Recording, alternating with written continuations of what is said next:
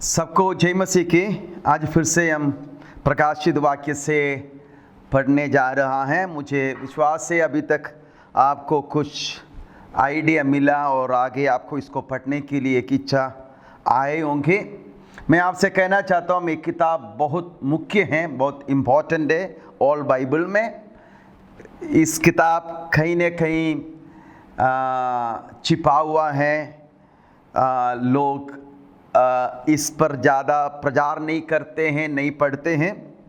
Even एक समय था रोमन कैथोलिक चर्च इस किताब को हटा दिए थे, इसको पढ़ना मना किया था, उसका रेगुलर स्टडी से इसको हटा भी दिए थे।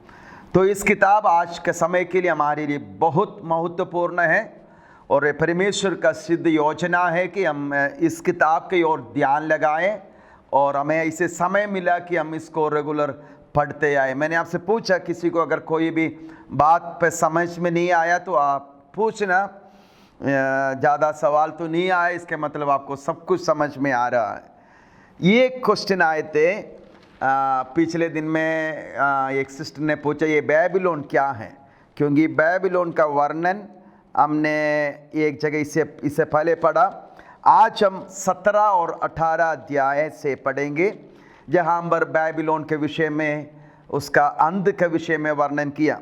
लेकिन इससे पहले भी इसका भविष्यवाणी हुआ है। 14 चैप्टर 14 उसका 8 में, फिर इसके बाद एक और दूसरा स्वर्गदूत ये कहता हुआ आया, गिर पड़ा वह बड़ा बाबिलोन, गिर पड़ा जिसने अपने व्यभिचार की खोबमय मदिरा सारी जातियों को पिलाई है। तो ये बेबीलोन क्या है, इधर 2 बार लिखा है गिर पड़ा, गिर पड़ा। मतलब वो बात सुनिश्चित है कि बाबिलोन गिराया जाएगा। इस बाबिलोन को समझने के लिए हम हिस्टोरिकली जो बाबिलोन है, लिटरल बाबिलोन है, उसके विषय में भी थोड़ा देखना अच्छा है। बाबिलोन शब्द उत्पत्ति के किताब से लेकर हम सुनते हैं ये यूफ्रेटिस नदी के किनारे का एक जगह है।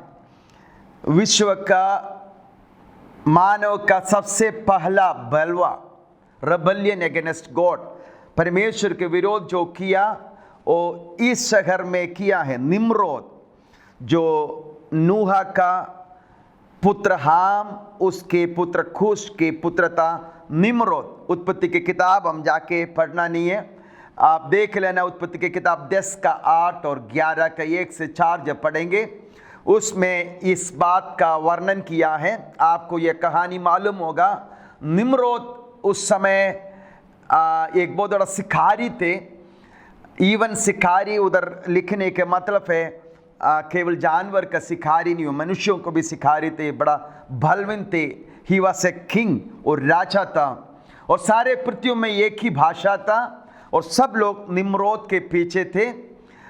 ये दानव थे और निम्रोद ने एक गुम्मट बनाया बाबेल, जिसके बारे में आपको मालूम है। बाबेल गुम्मट को बनाया इसलिए कि अभी परमेश्वर पानी से ना नाश करे, और वो झुंड ने एक शब्द से कहा आओ हम अपने लिए एक शहर बनाए और उस शहर में एक गुम्मट बनाए और हमारे लिए एक नाम कमाए। तो वो अपना काम कर रहे थे, हमारे लिए एक नाम कमाए और हम तितर बितर ना हो जाए। और आपको मालूम है ये बात जब परमेश्वर ने स्वर्ग से देखा, परमेश्वर स्वर्ग से उतराकर उनका भाषा को बिगाड़ दिया, एक दूसरे को समझ नहीं पा रहा और उनका भाषा जब बिगड़ गई और वो पृथ्वी के चारों कोने पर तितर बितर हो गई। इट वाज से ये एक कोशिश था, वो जगह है बेबीलोन। ये कोशिश था कि लोगों को एक साथ लाए और परमेश्वर का विरोध बलवा करे, क्योंकि जो निम्रोद और उसके पत्नी और ये सब, उसके पत्नी के नाम है सेमीरामी। निम्रोद का अर्थ है सन गॉड, सूरज, सन गॉड, सन मतलब सूरज, सूरज देवता। सेमीरानी को क्वीन ऑफ हेवन कहता है, उनका पत्नी है। इनकी आराधना उस समय में होते थे। ये कहांबर पृथ्वी में ये इराक में बागदाद से करीब 55 किलोमीटर दूरी में ये जगह है बेबीलोन, आज भी है। और सद्दाम हुसैन ने इस बाबिलोन को दोबारा बनाने के लिए कोशिश किया कहते हैं, लेकिन वो संभव नहीं हो पाए। तब तक गल्फ वार हुआ और सद्दाम हुसैन को हरा दिए गए। ये है शुरुआत में जहां हम बेबीलोन के विषय में कहता। ये कल्चर है, एक समाज, एक झुंड है, एक कोशिश है कि पृथ्वी में सब लोगों को एक साथ लाए और परमेश्वर का विरोध युद्ध लड़े, परमेश्वर का विरोध बलवा करे, अपने लिए नाम कमाए, परमेश्वर के अधीन ना आए। और यही बाबिलोन फिर हम देखते हैं नबूकदनेस्सर का समय। आप पढ़े हैं, पिछले दिनों में हम पढ़ा, नबूकदनेस्सर देखा उस स्वप्न के बारे में वारा। दानियल जहां पर बंधुआई थे बेबीलोन सम्राट में। ये बेबीलोन सम्राट 2 बार इन सम्राट के द्वारा परमेश्वर का मंदिर को गिराए गए, परमेश्वर के मंदिर को नाश की। एक बार बेबीलोन और उसके बाद रोम से, रोमी सम्राट के द्वारा। तो 620 604 में फिर से ये बेबीलोन पूरा महिमा में प्रकट हो गया। It was the glorious city of that time. उस समय पूरे पृथ्वी पर राज करने वाला उस शहर का हेडक्वार्टर थे। What is it? इसका मतलब क्या है? बाबिलोन है पॉलिटिकल हेडक्वार्टर्स थे, जो ह्यूमन गवर्नमेंट का हेडक्वार्टर है, जिसमें परमेश्वर नहीं है। और रिलीजियस हेडक्वार्टर्स थे, जिसमें जो फॉल्स रिलीजन है, गलत रिलीजन है, झूठा धर्म है। और सारे इकोनॉमी का हेडक्वार्टर थे, सारे आर्थिक व्यवस्था का हेडक्वार्टर था, जिसमें परमेश्वर नहीं है। और बाद में ये बाबिलोन को पेर्शियंस, मेदो पेर्शियंस, जो कल हमने देखा, उन्होंने इसको डिस्ट्रॉय किया। और जब आप कल पढ़े थे बाबिलोन के विषय में, नेबुकदनेस्सर के चारों ओर जादू टोना करने वाले टोने, तंद्री, पंडित, ये सारे पुजारियां उनके राज मंदिर में उनको काउंसलिंग देने के लिए उनके चारों ओर है। पैगन वर्शिपर्स थे, ये सब दुष्ट आत्माओं को आराधना करने वाले थे। ये लोग राजा को हमेशा एडवाइस देते थे और कहते हैं, जब नबूकदनेस्सर का, जब बेलशस्सर के समय पर बाबिलोन गिराया गया मेदे पेर्शिया के द्वारा, ये सारे भागकर परगमोस में जाकर रहा। कहते हैं परगमोस में जाकर रहा। परगमोस में उनके मंदिर थे। और इसलिए परगमोस के कलीसिया को जब लिखते हैं, प्रभु कहता है कि जहां पर शैतान का सिंहासन है, उधर तुम रहता है, मुझे मालूम है। तो ये सारे ईविल किंगडम में बुराई का जड़ और दुष्ट आत्मा का आराधना करने वाला उस हेडक्वार्टर है एक तरह। तब अब बाबिलोन तो नाश किया गया, लेकिन बाबिलोन से उस कल्चर और सारे ईविल मेदिया, पर्शिया, ग्रीस और रोम में ट्रांसफर होते आया। इस राज्य में कहीं परमेश्वर का भय और डर नहीं है, और उनके सम्राट उनका देवता है, उनका पूजा होते थे। बल्कि सर्वशक्तिमान, सर्वव्यापी, सृजनहार परमेश्वर को लोग भूल गए। तो ये एक हिस्ट्री है बाबिलोन के विषय में। इतना आप समझ गए। हम फिर बाद में आगे पढ़ते जाएंगे। हम 17 अध्याय में आ रहा है। 17 अध्याय मिस्ट्री ऑफ बाबिलोन है। मिस्ट्री ऑफ बाबिलोन, बाबिलोन का भेद। हम इधर से शुरू करेंगे, फिर हम और बातों को देखेंगे। 17 का शुरू से पढ़ेंगे। जिन 7 स्वर्गदूतों के पास वे 7 कटोरे थे, उनमें से एक ने आकर मुझसे यह कहा, इधर आ, मैं तुझे उस बड़ी वेश्या का दंड दिखाऊं, जो बहुत से पानी पर बैठी हैं। जिसके साथ पृथ्वी के राजा ने व्यभिचार किए। कुछ बात आप शब्द को समझते जाएंगे। बहुत पानी पर बैठी हैं, इसका अर्थ इधर ही बताते हैं 15 में। फिर उसने मुझसे कहा, जो पानी तूने देखे जिन पर वेश्या बैठी हैं वे तो लोग और भीड़ और जातियां और भाषाएं ना, जाति और भाषा। इसके मतलब ये स्त्री का इन्फ्लुएंस हर जाति और भाषा और लोग में, इट्स यूनिवर्सल। ये स्त्री को एक यूनिवर्सल इन्फ्लुएंस है इस वेश्या। तो यहाँ पर मैं कुछ मेरा कन्विक्शन से कुछ बात मैं आपको कहूँगा जो मेरा स्टडी से निकल आया। हो सकता है वो आपको आपसे खुल के बोलना पड़ेगा कि आपको सीखने के लिए, लेकिन ये बात है जो आप सीख रहा है, कभी भी उन लोगों के साथ आपको नफरत करने के लिए नहीं, उनको ऐसे देखने के लिए नहीं। ये वो सिस्टम का विषय में कहते हैं, वो सिस्टम जो बनाया है, वो डॉक्ट्रिन्स जो बनाया है, वो तौर तरीका जो बनाया है, वो आराधना स्टाइल जो बनाया, उसके विषय में है। तो मैं कुछ बातें आपसे कहूँगा, ठीक है? आप समझ लेना ये कौन है। ये स्त्री जो वेश्या है, ये बहुत से पानी में बैठे, मतलब बहुत से लोगों तक इनका इन्फ्लुएंस है, सब जाति और ट्राइब और भाषा में इनका इन्फ्लुएंस है। जिसके साथ पृथ्वी के राजा ने व्यभिचार किया। व्यभिचार के मतलब लिटरली आप नहीं समझना, और स्त्री पुरुष का संबंध के विषय में नहीं सोचना। व्यभिचार के मतलब, अगर आज आपको देखकर प्रभु कहते हैं व्यभिचार, तो इसके मतलब आप प्रभु के साथ जो प्रेम जो संबंध है उसको छोड़कर अगर अन्य देवता का आराधना करते तभी व्यभिचार है। आप दुनिया के मोह विलास में पड़ जाते हैं, तब आप दुनिया के साथ व्यभिचार कर रहा है। आप जहां कॉम्प्रोमाइज करते हैं प्रभु के वचन और उसके धार्मिकता और उसके सच्चाई पवित्रता को त्याग कर, जिस बात के साथ आप कॉम्प्रोमाइज में आ जाते हैं, रिलेशनशिप में आ जाते हैं, उसको व्यभिचार कहते हैं। तो ये स्त्री आप परमेश्वर के सच्चाई और उसके धार्मिकता पवित्रताई और उसकी आराधना को छोड़कर लोगों को दुनिया के राष्ट्रों के साथ संबंध रख रहा है। और पृथ्वी के रहने वाले उसके व्यभिचार के मदिरा से मतवाले हो गए थे।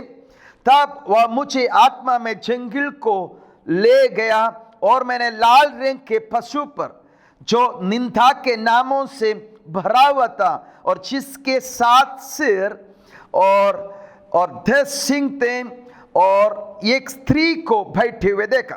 अब सुनिए, ये उस जानवर जो 13 अध्याय में आपने देखे अंधी क्रिस्त के विषय में, उसका एक दूसरा चित्र है। ये वो है जिसके ऊपर शैतान पूरा सामर्थ दे दिया है, शैतान का सारे अधिकार जिसको अब दे दिया गया है, उस चित्र है ये। तो एंटी क्राइस्ट के ऊपर, मसीह विरोधी के ऊपर ये वेश्या स्त्री बैठे हुए देखा। पढ़िए, ध्यान से सुनिए। ये स्त्री बैंगनी और लाल रंग के कपड़े पहने थे और सोने और बहुमूल्य मणियों और मोतियों से सजी हुई थी। ये लग्जरी को दिखाते हैं, साधारण बहुत लग्जरियस थे। और इसका कुछ लिटरल बात भी मैं निकाल कर आपको बताऊंगा, तो आपको और इस बात के बारे में कुछ समझ आएंगे। लेकिन अभी इतना ही समझ लीजिए कि it was full of luxury, सब कुछ है इनके पास। और उसके साथ में सोने के कटोरा था, तो जो घृणित वस्तुओं से और उसके व्यभिचार की अशुद्ध वस्तुओं से भरा हुआ था। उसके माथे पर एक नाम लिखा था, भेद बड़ा बैबीलोन। ये है भेद बड़ा बैबीलोन, मिस्ट्री बैबीलोन। ठीक है, पहले बैबीलोन के हिस्ट्री आपको मैंने बताया कि वो शहर क्या था। अभी ये शहर नहीं, भेद बैबीलोन है, मतलब मिस्ट्री है। ये सब मिस्ट्री मतलब भेद, मतलब जिसको परमेश्वर जानते हैं और केवल वो जानेगा कि जिसको परमेश्वर प्रकट करते, वो है भेद। कलीसिया एक भेद था, पौलुस को प्रकट किया है ना। पौलुस का एक भेद मुझे प्रकट हुआ, बाकी लोगों को यह प्रकट नहीं हुआ था। कलीसिया यीशु मसीह के देह करके पौलुस कहते हैं कलीसिया यीशु मसीह के दुल्हन है, कहते हैं एक भेद है ना।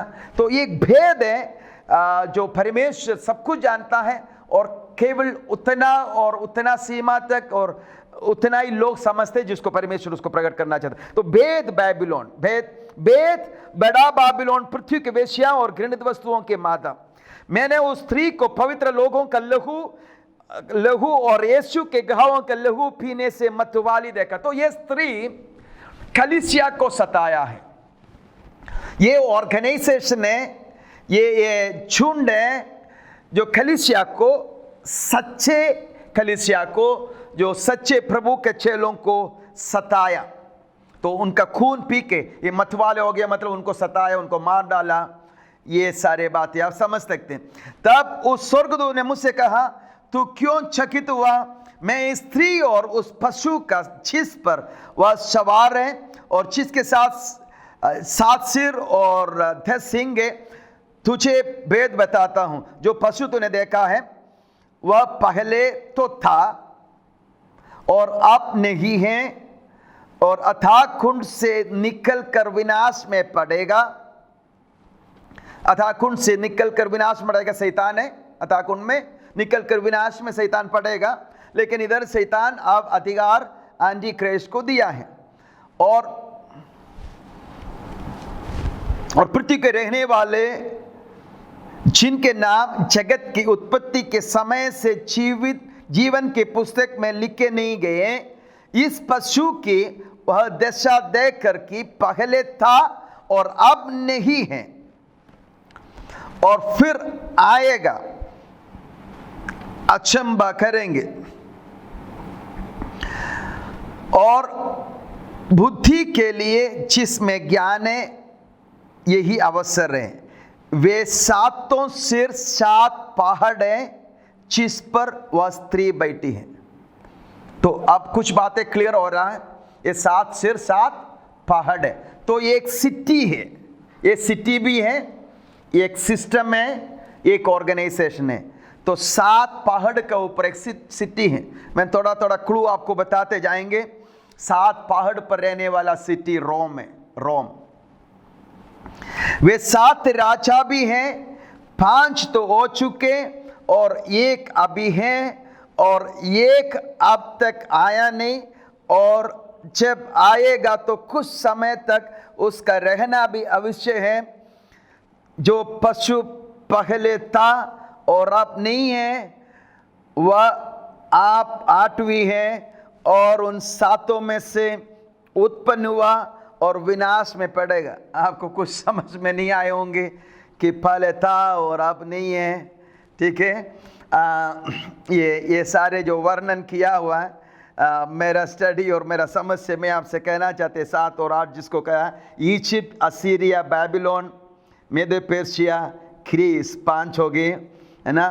फिर रोम, है ना। फिर आखिरी में एंटी क्राइस्ट जो आने वाला है। जो 10 सिंह तूने देखा वो 10 राजा हैं। हम आगे पढ़ेंगे, फिर उसका 15 पढ़ेंगे। 15 हमने पढ़ा था।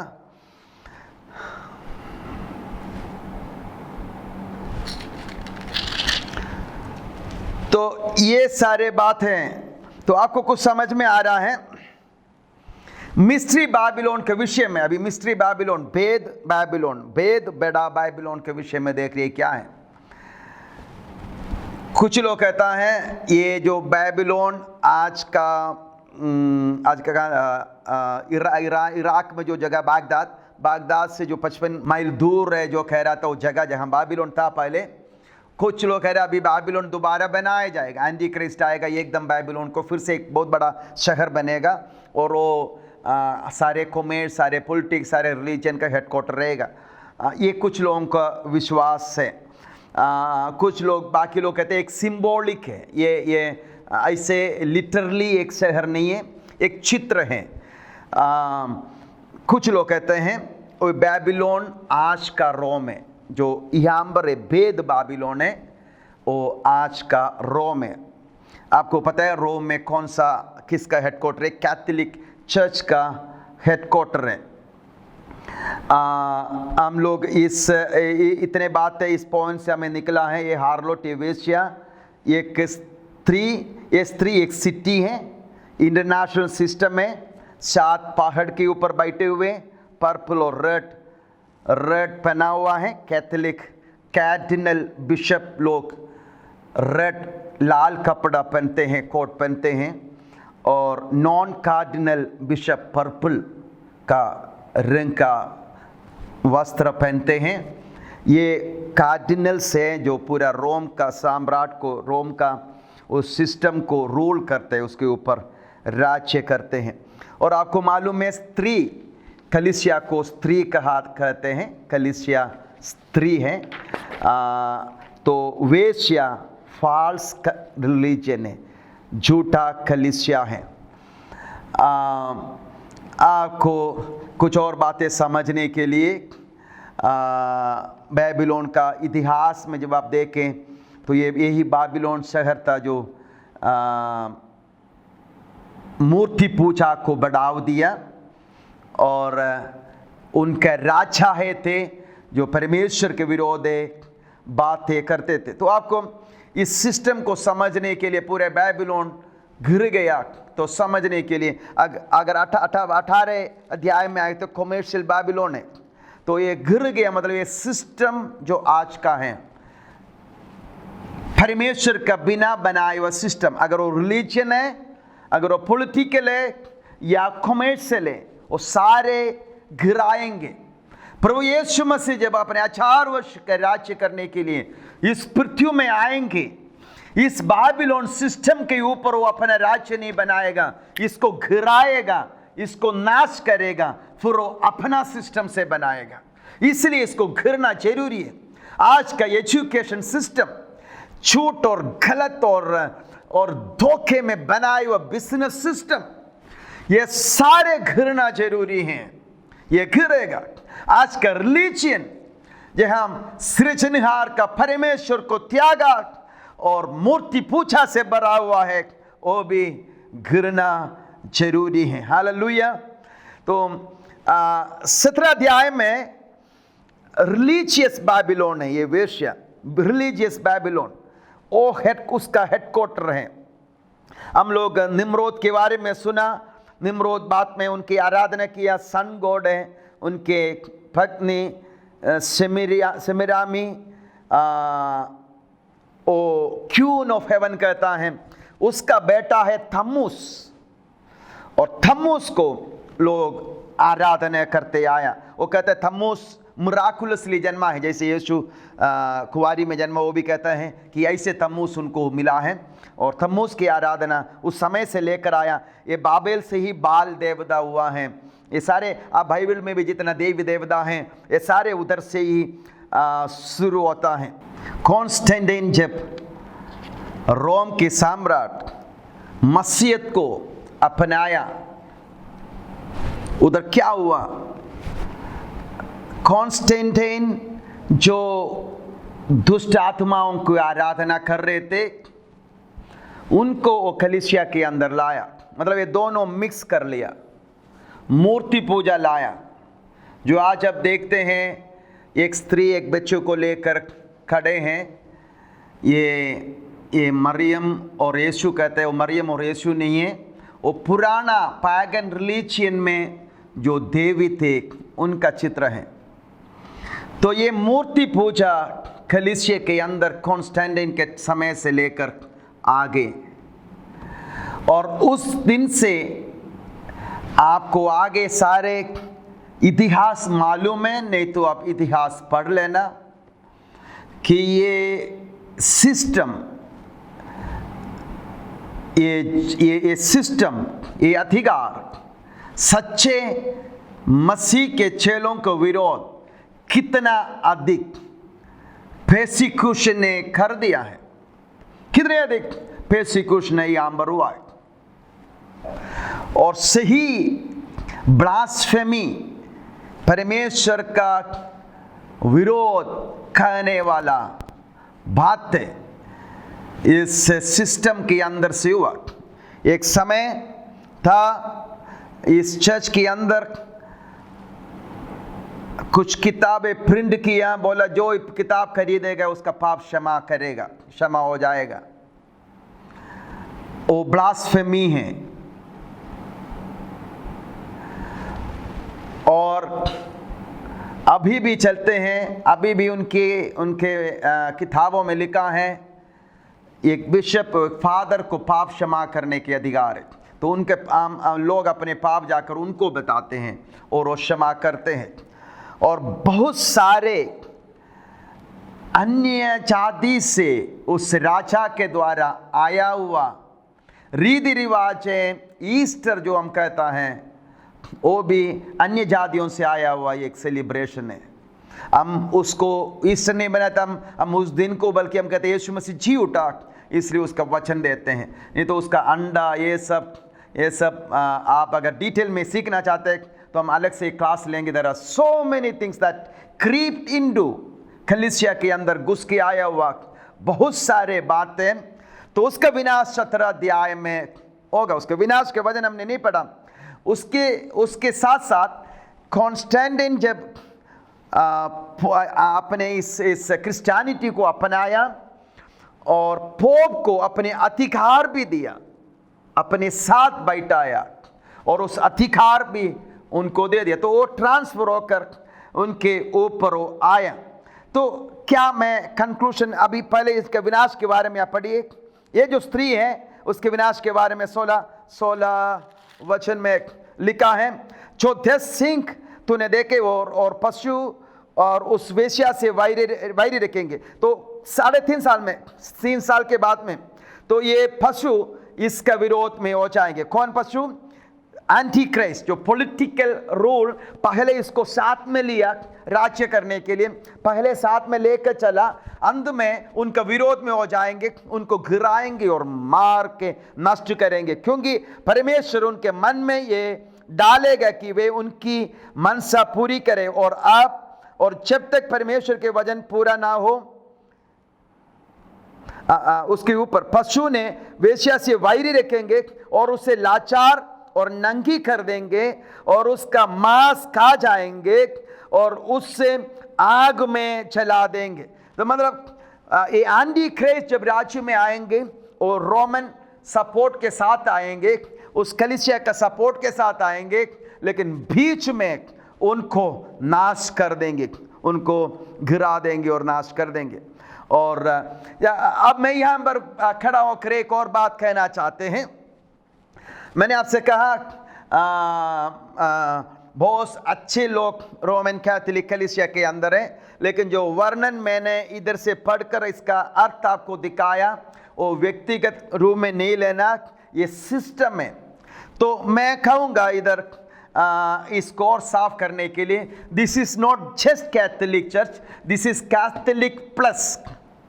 और जितने झूठे गलत कलीसियाएं हैं, झूठे शिक्षाएं हैं, वो सब है, जितने झूठे लोग हैं वो सब हैं जो सच्चाई और आत्मा में प्रभु की आराधना नहीं करते हैं और भक्ति और गंभीरता से, पवित्रताई से जीवन नहीं बिताते हैं, और जो मूर्ति पूजा में और रीति रिवाजों में और दिन और तारीख को मानने में, इतना में ही एक जीवन बिताने वाला है, और सब इसमें शामिल हैं, उनका विनाश परमेश्वर करेगा।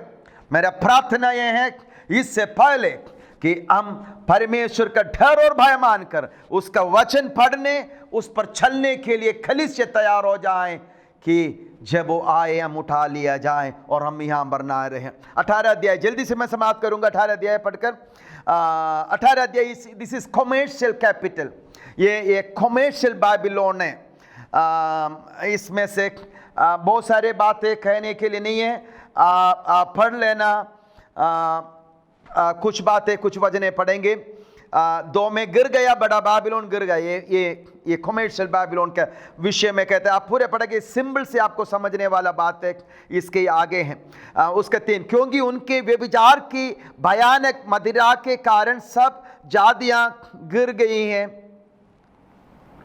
और पृथ्वी के राजाओं ने उसके साथ व्यभिचार किया है, और पृथ्वी के व्यभिचारी उसके सुख विलास की व्यापारी उसके सुख विलास की बहुतायत के कारण धनवान हुए हैं। आज का कॉमर्शियल वर्ल्ड सिस्टम में जो लग्जरी के लिए क्या बोलेंगे, लग्जरी पर आधारित है। जब लॉकडाउन हुए थे, एक बात मुझे अच्छे लगा, इस समय मॉल्स नहीं खोलते हैं, क्योंकि एक मॉल में, एक शॉपिंग मॉल में हम जाएं, ऑलमोस्ट 99% उधर लग्जरी आइटम है, लग्जरी लाइफ से संबंधित बातें हैं, और सब बंद है अब बेसिक नीड्स। तो एक समय आएगा कि लोग वो सब टूटेगा, फिर नो मोर, वो किसी को ज़रूरत नहीं पड़ेगा, कोई उसके पीछे जाएंगे ही नहीं, ये सब व्यापार है ख़त्म हो जाएंगे। पढ़ लेना बाकी सारे। इसके साथ जितनी उसने अपनी बढ़ाई की और सुख विलास किया, उतनी उनको पीड़ा और शोक दे। इस कारण एक ही दिन में उस पर विपत्तियां पड़ेगी, अर्थात मृत्यु और शोक और अकाल। तो ये सारे, अब this is the result of ये सारे थूरी फूकने से और सारे विपत्ति का एक रिजल्ट है कॉमर्शियल सेटअप, है ना, व्यापार, बिजनेस, लग्जरीज, धन, बड़े बड़े बिजनेस हाउस जिसके साथ पृथ्वी के राजा ने व्यभिचार किए। आपको पता है गवर्नमेंट और ये व्यापारी जुड़ा हुआ है, अमेरिका हो या इंडिया हो, कहीं भी हो, चाइना हो, कहीं भी ये दोनों जुड़ा हुआ है, ये दोनों व्यभिचार करते हैं। कौन? गवर्नमेंट है, प्राइम मिनिस्टर है, गवर्नमेंट है और व्यापार करने वाले, ये दोनों एक ही साथ चलता है ना, और सारे लोग उसका कष्ट और दुख उठाते हैं। इसलिए लिखा, जितनी उसने अपनी बढ़ाई की और सुख विलास किया, उतनी उसको पीड़ा और शोक दे। और उसके 11 से कुछ पढ़ेंगे। पृथ्वी के व्यापारी, उसके ये पूरे व्यापार के विषय में आप पढ़ेंगे, वही है, उसके लिए रोएंगे क्योंकि ये सिस्टम ही खत्म हो जाएगा, है ना। अब इनके ये सारे वस्तुएं लेने के लिए कोई नहीं रहेगा, और कल्पेंगे क्योंकि अब कोई उनका माल मोल न लेगा, कोई इनका माल नहीं खरीदेगा। अर्थात कौन कौन का, सुन लेना क्या क्या, सोना, चांदी, रत्न, मोती, मलमल, बेंचनी, शमी और लाल रंग के कपड़े, मतलब ये सब लग्जरियस आइटम्स है, और हर प्रकार की सुगंधित काठ, हाथी दंत की हर प्रकार की वस्तुएं, और बहुमूल्य काठ और पीतल, लोहे और संगमरमर की सब बाती वस्तुएं, परफ्यूम, ये सारे वाट एवर लग्जरी, और लग्जरी से तो कहते हैं अब तो कोई मोल लेंगे नहीं, अब तो व्यापारी क्या करेंगे, है ना। और भी उसके नीचे लिखा है, दालचीनी, मसाले, धूप, इत्र, लोबान, मदिरा, तेल, मैदा, गेहूं, गाय, बैल, भेड़, बकरियां, घोड़े, रथ और दास और दासी, ये भी है, और मनुष्य के प्राण, स्लेव्स। अब तेरे मन भावने फल तेरे पास से जाते रहे। सो ये सारे व्यापार, कॉमर्शियल सिस्टम है, बिजनेस दुनिया से खत्म हो रहा है। हालेलुया, आमीन। तो इधर 20 पढ़िए, हे स्वर्ग और हे पवित्र लोगों और प्रेरितों और भविष्यवक्ता हूं, उस पर आनंद करो। आमीन। क्योंकि ये सारे सिस्टम परमेश्वर का, यूना कहता है, इस दुनिया और उसमें जो बात है उससे प्रेम करने वाला परमेश्वर से वाइड रखते हैं। तो कलीसिया वो है जो इसमें मिला नहीं, इससे प्रेम करने वाला नहीं, लेकिन उसे वाइड करने वाला है। आमीन। और इसमें और भी हैं, 22 पढ़े तो सारे एंटरटेनमेंट बिजनेस भी है, वीणा बजाने वाला, गायक है, और बंसी बजाने वाला, और तुरी फूकने वाला, कश्यप, हॉलीवुड, बॉलीवुड, मॉलीवुड, सारे वुड भी यहाँ पर ख़त्म हो जाएंगे। हालेलुया। क्योंकि तेरे व्यापारी पृथ्वी का प्रधान थे। आपको मालूम है आज पृथ्वी का प्रधान, ये मैंने 23 से पढ़ा, पृथ्वी का प्रधान कौन है?